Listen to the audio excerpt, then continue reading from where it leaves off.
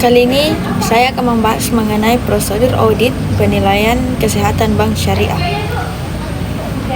yang dimana bukti audit dalam bank syariah haruslah didukung dengan prosedur audit bank syariah tertentu. Prosedur audit dalam penilaian kesehatan bank syariah terdapat beberapa prosedur. Yang pertama itu prosedur audit bank syariah. Standar kegiatan pekerjaan lapangan audit yaitu prosedur audit yang harus dilakukan oleh seorang auditor dalam pengumpulan pembagian tipe bukti audit tertentu. Dan ada beberapa prosedur audit yang bisa dilakukan auditor, antara lain itu inspeksi, yang kedua itu pengamatan, yang ketiga itu permintaan keterangan, yang keempat itu konfirmasi, yang kelima itu penelusuran, yang keenam itu pemeriksaan bukti pendukung, yang ketujuh itu penghitungan, yang kedelapan itu scanning, yang ke-9 itu pemeriksaan ulang, yang ke-10 itu computer assurance audit techniques. Dan yang selanjutnya yang kedua itu konsep penilaian kesehatan bank syariah. Penilaian kesehatan bank syariah merupakan hasil penilaian pada konsumen pada kondisi bank yang dilakukan untuk mengisi risiko dan kinerja bank, atau juga dikatakan bahwa penilaian kesehatan adalah cerminan sebuah bank yang dapat menjalankan fungsi dengan baik. Dalam ungkapan lain, penilaian kesehatan bank merupakan hasil penelitian kualitatif dan kuantitatif atas berbagai aspek yang memengaruhi sebagai konsep atau kinerja bank. Misalnya, penilaian berfokus pada modal, kualitas, aset, manajemen, dan rentabilitas, likuiditas, dan penilaian terhadap faktor-faktor lain. Hal ini dibuktikan dalam proses penilaian kualitatif terhadap pertimbangan unsur manajemen berdasarkan materialitas dan kesehatan bank menurut Budi Santoso dan Trisandru. Yang pertama itu menghimpun dana dari masyarakat, lembaga lain, dan modal sendiri. Yang kedua itu mengelola dana. Yang ketiga itu menyalurkan dana ke masyarakat. Yang keempat itu memenuhi kewajiban kepada masyarakat, karyawan, pemilik modal, dan pihak lain. Dan kelima itu menentukan peraturan perbankan yang berlaku.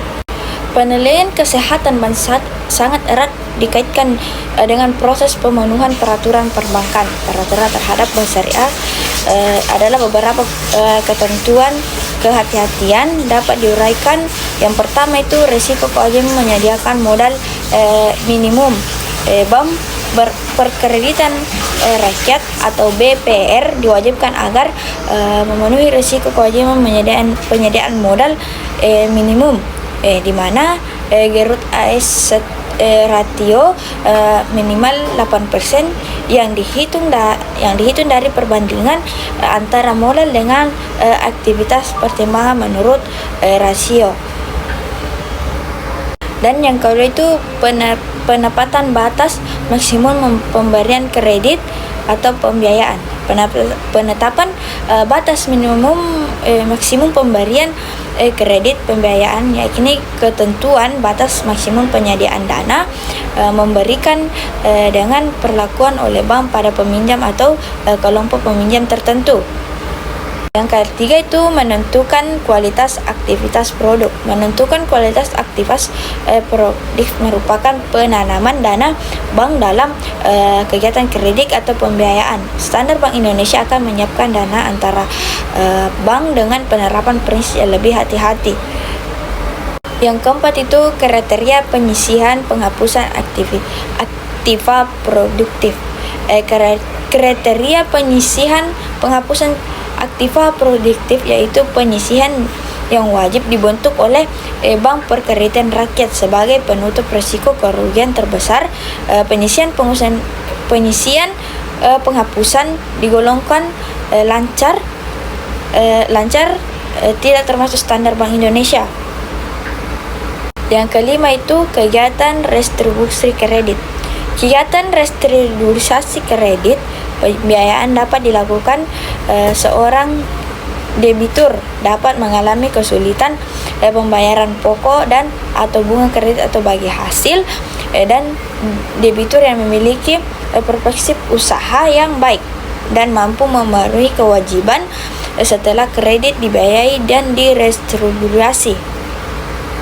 Dan yang keenam itu penerapan prinsip mengenai nasabah yang telah diperbarui menjadi anti pencucian uang dan pemecahan pendanaan terorisme.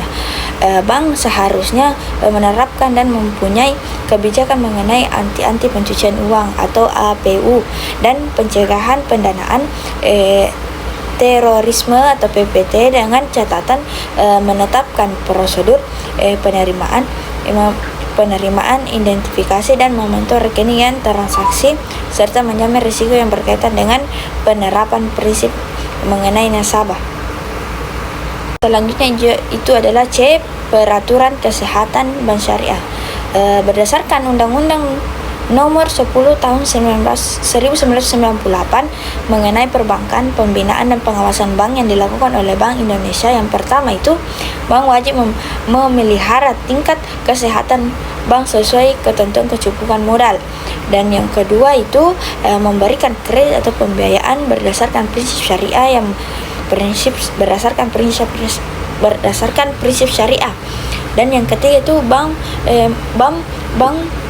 berwajib menginformasikan kepada Bank Indonesia segala keterangan dan kejelasan mengenai usaha menurut tata cara yang ditetapkan oleh Bank Indonesia. Yang keempat itu bank atas permintaan Bank Indonesia berwajib memberikan kesempatan bagi memberikan buku-buku dan berkas-berkas milik bank tersebut. Yang kelima itu Bank Indonesia berhak melaksanakan perintah terhadap bank baik secara berkala maupun setiap waktu.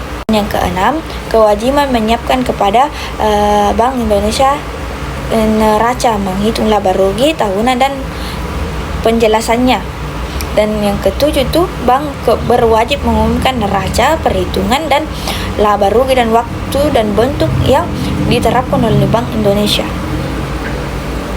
Bagian D itu penyiapan peraturan kesehatan Bank Indonesia. Penyiapan terhadap peraturan kesehatan berkaitan dengan kesehatan bank. Dalam hal ini, Bank Indonesia berhak mengambil tindakan-tindakan tertentu yang dimaksud agar bersangkutan terjadi kesehatan tidak membahayakan kinerja perbankan secara umum. Bagian E itu ketentuan penilaian tingkat kesehatan bank syariah. Penilaian tingkat kesehatan pada bank syariah dinilai dengan atas berbagai aspek mengenai prosedur dan pengembangan suatu bank yang terdiri aspek pemodalan, kualitas aktivitas produktif, manajemen, liabilitas dan likuiditas.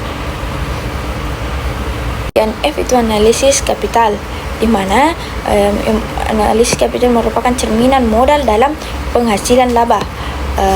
CR yang rendah dapat menurunkan kesempatan bank dalam beraktivitas.